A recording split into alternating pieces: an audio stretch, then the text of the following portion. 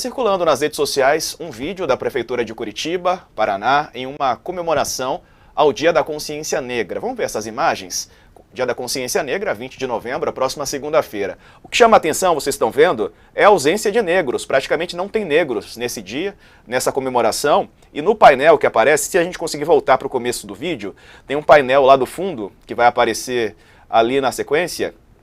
E no painel aparece um homem negro escravizado, uma imagem aí, veja lá no fundo, sendo açoitado.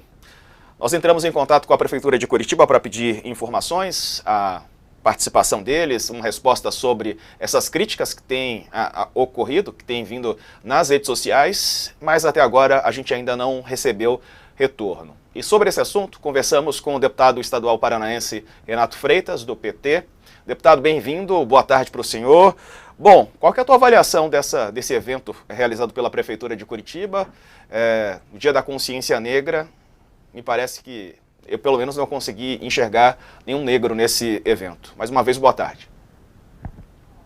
Boa tarde, Diego. Boa tarde, Leonardo, Carla, toda a audiência da UOL. Olha, infelizmente, esse evento, que é para representar o valor da cultura negra no estado do Paraná, especialmente em Curitiba, na capital, representa muito bem o que é e como fazem essas políticas de promoção de igualdade racial aqui na cidade. Sempre a partir da apropriação cultural e, infelizmente, da invisibilidade, do apagamento, os traficantes de documentos que nos retiram o protagonismo da história e nos fazem, em todos os lugares, cenário para a ação deles, como foi recentemente no Memorial de Curitiba, nessa homenagem às casas de axé e às religiosidades de matriz africana sem os afro-brasileiros, o que parece um escárnio, mas que, pelo que nós vimos nas imagens, foi tido como natural, não só para a prefeitura e para aqueles que organizavam, como também para aquelas pessoas que, de algum modo, participam da religiosidade afro-brasileira. Deputado, e existe, o senhor está pensando em tomar alguma atitude, apresentar algum tipo de não sei, representação, tomar alguma atitude em relação a esse evento? Olha, temos sim, com certeza. Até porque eu, Jaqueline, eu sou presidente da Comissão de Igualdade Racial da Assembleia Legislativa do Paraná.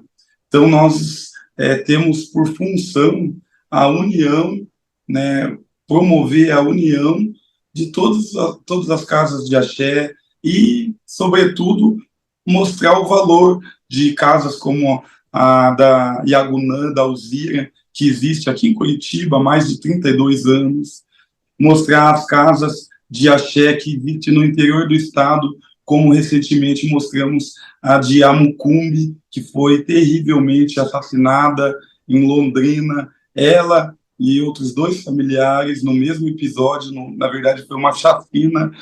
Outras casas que foram incendiadas aqui em Colombo, na região metropolitana, e todos eles protagonizados pelos babalorixás, pelas iás, todas pessoas negras, que não têm envolvimento com a prefeitura, não procuram cargos, em época eleitoral não se apresentam como cabos eleitorais, que preferem não fazer parte do núcleo da máquina de poder, porque sabem que isso corrompe o espírito e a espiritualidade.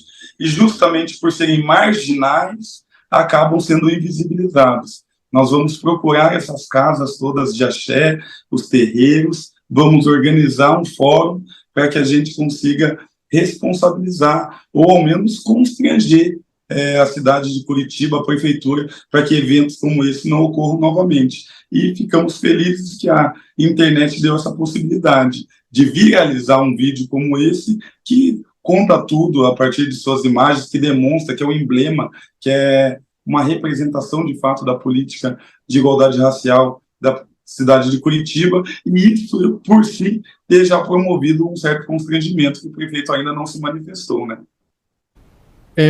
Deputado, boa tarde, Sakamoto aqui, obrigado pela presença. Olhando aqui o vídeo, né, eu me lembro um pouco de uma imagem também que ficou comum em muitas escolas, quando no 19 de abril, celebra 19 de abril, se não me falha a memória, o Dia dos Povos Indígenas, né? A gente vê imagens de muitas escolas de todo o Brasil do que pessoas, crianças brancas, né, pintadas como indígenas, né, como com inspiração indígena, né, fazendo um reducionismo, né, não apenas uma questão, tem todo um complicador em cima disso, é claro, mas além de tudo um reducionismo do que é a cultura indígena, né? E aí, olhando, na verdade, a própria imagem, o vídeo que a gente está vendo agora, a gente vê uma coisa muito semelhante, assim, sabe? Tipo, ou seja, da mesma forma que o indígena era apenas um objeto da celebração, ele não era o ator protagonista. Aqui também o negro não é o ator protagonista, mas ele é um objeto, né? Ele vira mercadoria de uma celebração, né? De uma coisa semelhante ao que acontecia com os indígenas.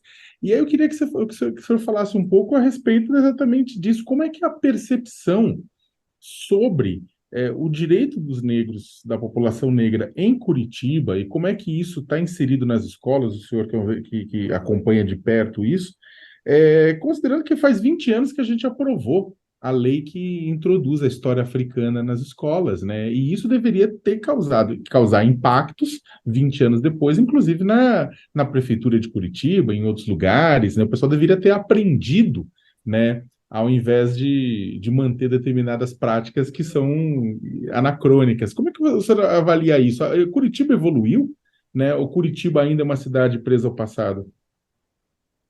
Absolutamente presa ao passado, porque reivindica para si própria a imagem de capital de primeiro mundo no sul do país, como capital europeia, como modelo de desenvolvimento não só da cidade, da economia, como também do próprio ser humano, uma espécie de evolucionismo digno daquele positivismo do século XIX, que ainda prepondera, hegemoniza a política, já que a gente está falando, por exemplo, de um prefeito, Leonardo, e é bom se falar, porque se trata, no limite, de política.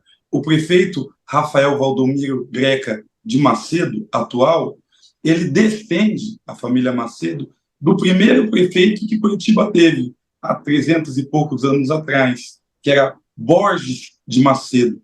A família Macedo, ela segundo o livro do professor Ricardo Oliveira, que é um livro sobre, estava até por aqui, não está próximo, não, já mostraria, é um livro sobre na teia do nepotismo. Ricardo Oliveira é professor da Universidade Federal do Paraná. Nesse livro ele demonstra que a família Macedo descende da nobreza do século XII, em Portugal. Essas pessoas que colonizaram, que exploraram, que mataram, que escravizaram, que grilaram e que possuem o poder das terras, o poder político e o poder econômico. Essa cidade que se reivindica tem um painel, fui vereador de Curitiba, agora sou deputado do Paraná, fui vereador recentemente de Curitiba. No lugar onde ocorrem as cerimônias, as audiências públicas, tem um painel.